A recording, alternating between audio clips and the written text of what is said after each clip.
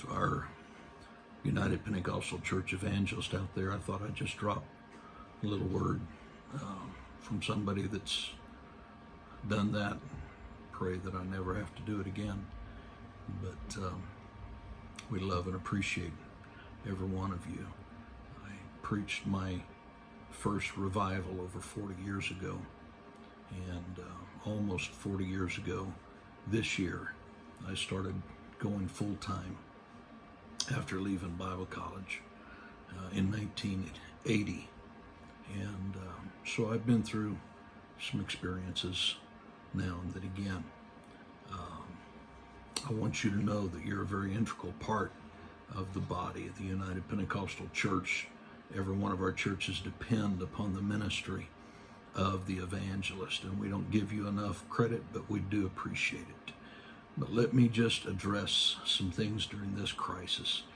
It is a walk by faith, and as much as there are men that are very compassionate and have opened up and helped different ones as much as they can, and the organization has stepped up.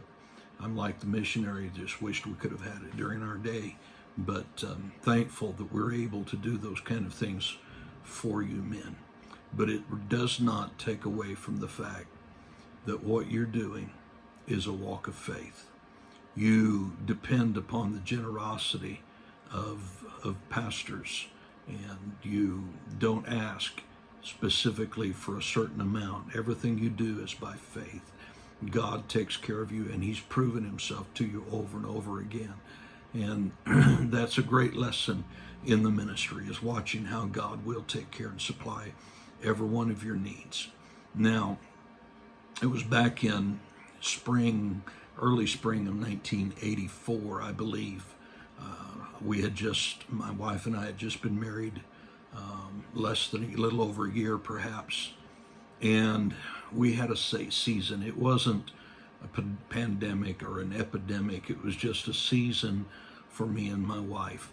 We had 3 revivals that were 2-week revivals, and any evangelist appreciates those multiple week revivals because it means somewhat of security. But we had 3 of those 2-week revivals that back to back, every one of them postponed on me. And then after that period of time when they postponed, every one of them canceled on me. Well, that left me with nearly 3 months of an empty schedule, which, you pick up a weekend or something in between, but it's not sufficient to take care of your needs. But during that time, the church in Natchez, Mississippi, had just purchased a brand new computer system for their church. It was cutting edge. It was called an Apple IIe. And we had 2 disk drives, not just one, 2 floppy drives. It was a fabulous system in its primitive days. But during my off time, I spent my time up there in the church's office, squirreled away with those computers, learning how to operate them, reading the books, getting some practical experience in. Very, very few churches, very few people had a PC at that time. That was before all of that took place. And I learned it. It was my curiosity. I spent my time doing it. And it was right after that. District conference, spring of 1984.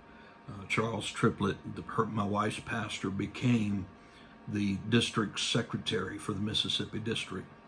And he asked me at that time that if I would be willing to help him on a weekly basis to do district work, knowing now that I could do some computer things and produce the reports and generate some paperwork like he wanted it.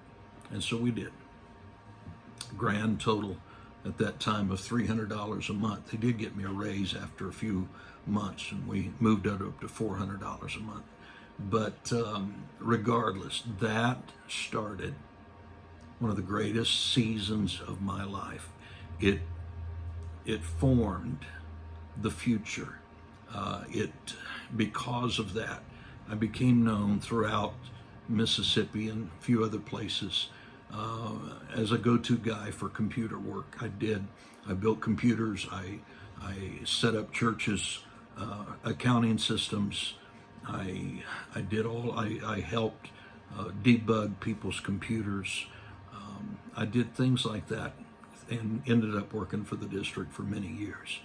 And when later on in the 1990s, I think it was 96 or so, a friend of mine passed away, and I ended up taking his church, a good church down in Collins, Mississippi, and walked into the very same accounting system that I had set up for him. And that entire circle of blessings came back around. I'm saying this to tell you this. When God puts you on a shelf, you've got the choice of taking that idle time to sit around and do nothing, to get depressed, to get bored, to do what things the idle mind tends to do at times, or you have the opportunity to grow. And I pray that your time in the cave, I pray that your time in idleness can be used wisely, spent wisely. You need to work on your networking without seeming like you're begging for revivals during this time or mooching on anybody. Just be available. I'm reminded of a tremendous message that I heard Court Chavis preach a bit of when he spoke to a group of people, and he said, "My talents didn't get me here. It was my servanthood that got me here." Just remember, if you'll serve, if you'll put yourself into that place where you can become a benefit to the kingdom of God. There are many, many brand new skills out there that my generation had no real opportunity to get involved in, and you can do it. I'm thinking of that little joke that's ran around the internet that the man had a conversation with a spider in his house. Said he's a really nice guy. He's a web designer. I can do some of those things. I could spend my time, but right now there's other things that I need to be doing. But some of you can very well learn new skills and develop new abilities. Some of you need to spend some time locked away and working on that book that you've been toying with and haven't finished up. New sermons need to be poured out of you through the depths of prayer. So I beg you, evangelists, use your time wisely. This may be the pivotal moment that creates something that will dominate your future, dominate your ministry, and be a blessing to the kingdom of God. God bless you. We're praying for you. I wished I could do more for you. I love you, evangelist. Goodbye.